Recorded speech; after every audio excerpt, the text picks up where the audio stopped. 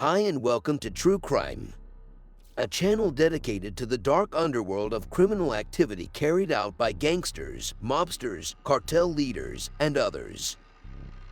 In today's video, we delve into the riveting story of Pacho Herrera, a notorious figure who stood as Pablo Escobar's most formidable adversary.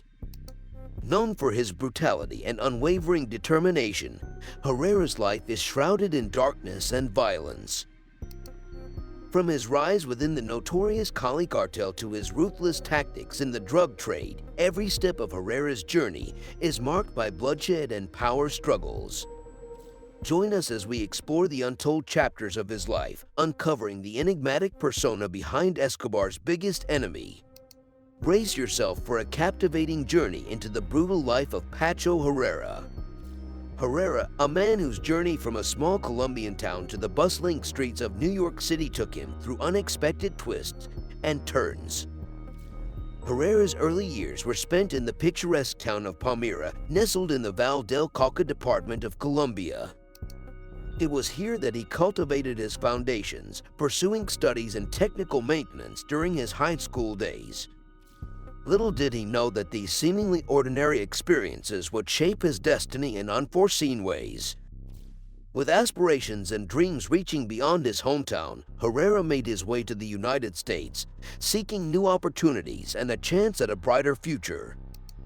In the land of opportunity, he ventured into the realm of jewelry and precious metals, honing his skills as a jeweler and establishing himself as a trusted broker.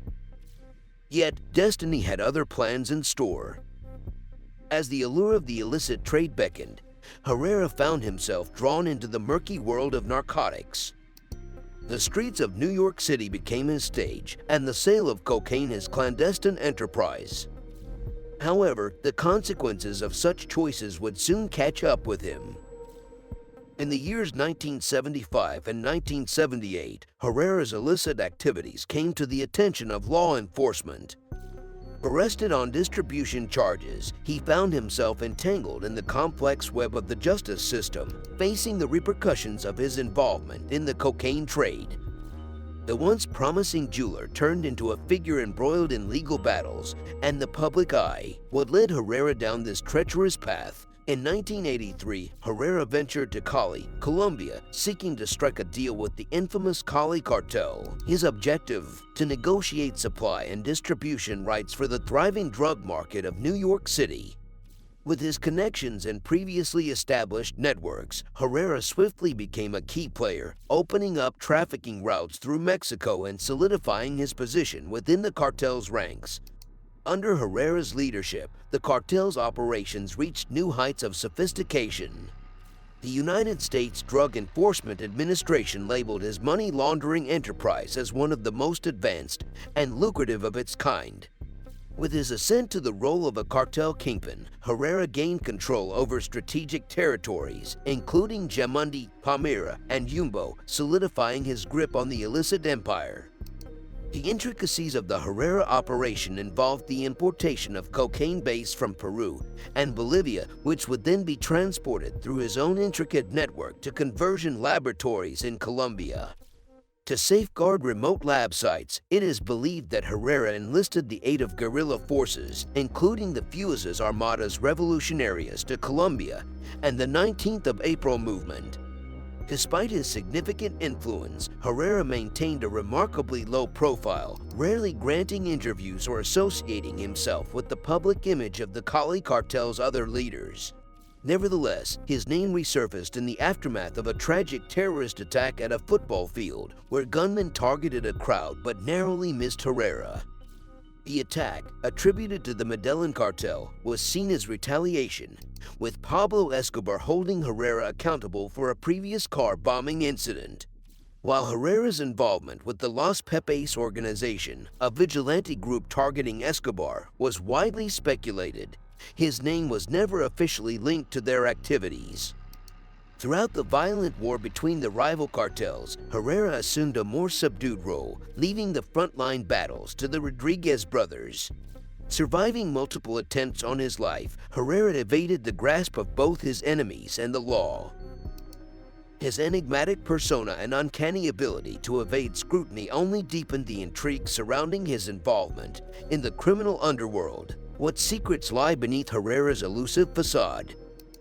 In November 1991, the DEA initiated Operation Kingpin, a bold offensive targeting Herrera's distribution cells operating within the confines of New York City. With meticulous planning and an unwavering resolve, law enforcement agencies set out to bring down the insidious network. Let's just imagine over 100 simultaneous court-authorized wiretaps on cellular phones, forming a complex web of surveillance. It was a race against time as investigators harnessed the power of technology to expose the inner workings of the Cali Cartel. But would their efforts yield the desired results? As Operation Kingpin reached its climax, the fruits of law enforcement's labor became evident. A massive wave of arrests swept through the city, ensnaring nearly 100 traffickers who had played a part in the cartel's nefarious operations.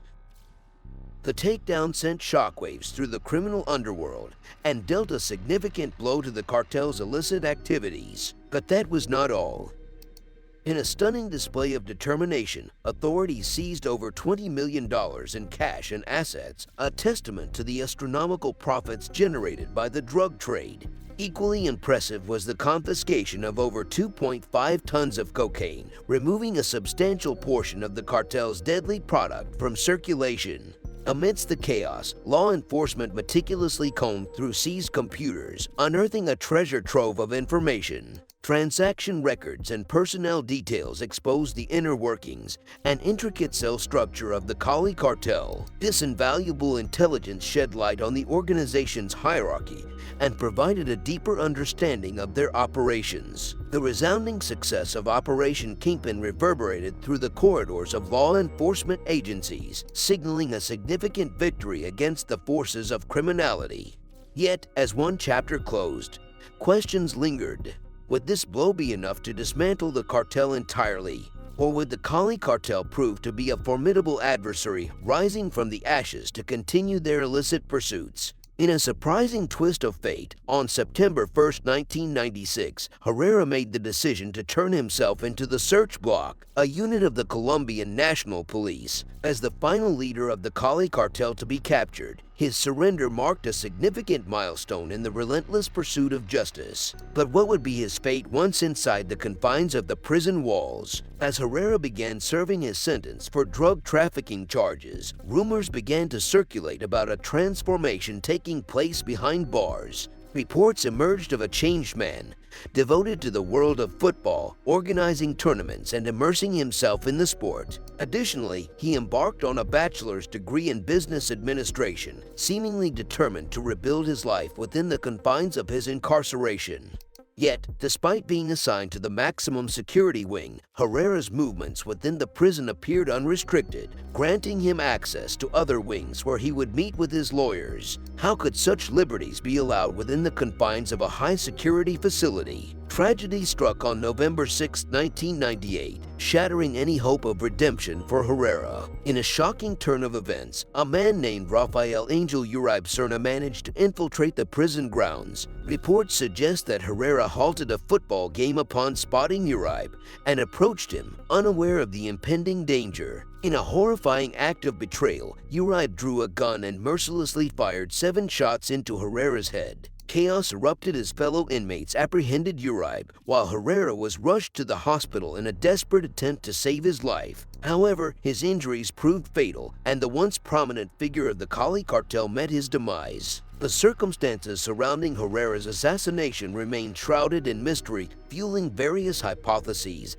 and conjectures. Some suggest that it may have been motivated by long-standing vendettas, with rival cartels seeking revenge or communist guerrillas harboring resentment. Others point to Herrera's collaboration with the DEA, potentially leading to betrayal and retribution. The assassin, Uribe, claimed that he acted due to personal grievances and threats made against his family. However, doubts were cast upon these statements, raising suspicions about hidden motives and puppet masters pulling the strings. One prevailing theory suggests that the Norte del Valle cartel, incensed by Herrera's divulgence of incriminating information, orchestrated the hit to seize control of the lucrative drug trade void left by the Cali Cartel's demise. The complex web of alliances, vendettas, and power struggles adds an air of intrigue to this tragic tale. Beyond the realm of crime and punishment, another aspect of Herrera's life emerges, a revelation that sheds new light on his persona. In the book La Patrona de Pablo Escobar, Herrera is described as one of the few homosexuals who ascended the ranks of the mafia, a remarkable detail that existed alongside his criminal exploits, yet often overshadowed by them. While Herrera's sexual orientation was overshadowed at the time by the gravity of his crimes, it resurfaced in popular culture with the Netflix drama Narcos portraying him as openly gay. Thank you for watching another amazing video from our true crime team. Like, comment, and subscribe, and stay tuned to our next real-life true crime video.